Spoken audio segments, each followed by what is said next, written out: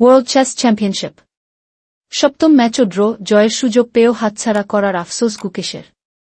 সপ্তম রাউন্ড শেষে তাদের দুজনেরই পয়েন্ট ৩-৫।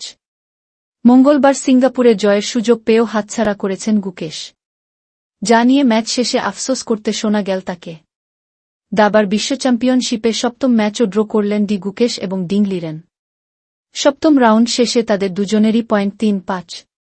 মঙ্গলবার সিঙ্গাপুরে জয়ের সুযোগ পেয়েও হাতছাড়া করেছেন গুকেশ, যা নিয়ে ম্যাচ শেষে আফসোস করতে শোনা গেল তাকে। ষষ্ঠ রাউন্ডে ৪-৬ চালের পর ড্রয়ের সিদ্ধান্ত নিয়েছিলেন দুই দাবাড়ু। সপ্তম রাউন্ডে খেলা চলল ৭-২ চাল পর্যন্ত।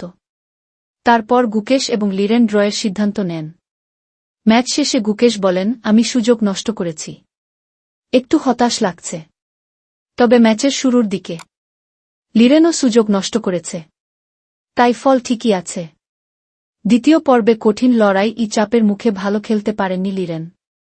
তিনি বলেন, গুকেশের খেলার ধরন আমাকে ভুল খেলতে বাধ্য করে।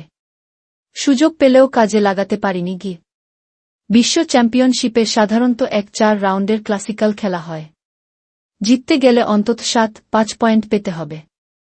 যদি ১-৪ রাউন্ডের আগেই কেউ ৭-৫ পয়েন্ট পেয়ে যান তাহলে সেখানেই খেলা শেষ হয়ে যাবে। আর ১-৪ রাউন্ডের পর দুই প্রতিযোগীই যদি ৭ পয়েন্ট করে পান তাহলে টাইব্রেকার শুরু হবে। সেখানে র্যাপিড ও ব্লিটজ খেলা হবে। আপাতত দুই প্রতিযোগী ৩-৫ পয়েন্ট করে পেয়েছেন। আরও অন্তত ৭টি রাউন্ড বাকি।